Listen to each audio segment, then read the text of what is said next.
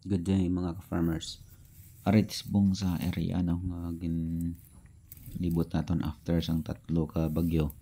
So mo na siya ang updates bong para makita tang naghinilay na aton nga mga tubo. Mo na siyang tindugon tang 888 o kon Mauricio. So last month makasulod ba kita dire makapanglimpyo. Pero after sang tatlo ka bagyo wala gid may mahimo, naghinigda gid sila. So hindi na taka penetrate pasulod no para tani maka propaninlo pa. So hulaton tan lagi ni mag-harvest kay kun sudlon ta pa ni magrabali pa kanugon sa aton nga tubo.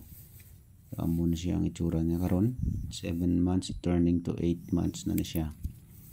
So mga hulat na lang kita 3 to 4 months para ma harvest ni.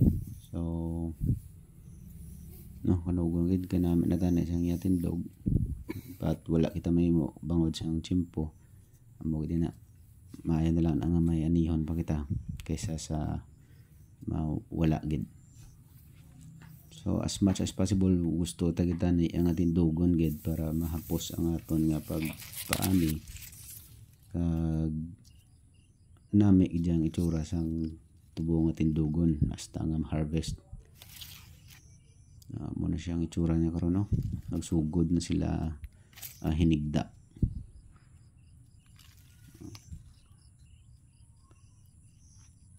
So as for the RSSI sightings in area wala kita may nakita gyapon. Actually sa aton area majority sang tubo diri wala pagid na apektuhan sang RSSI kag hopefully tani hindi lang diri makalabot sa aton kay dako din na nga palaligban sa mga nagatanom sang tubo.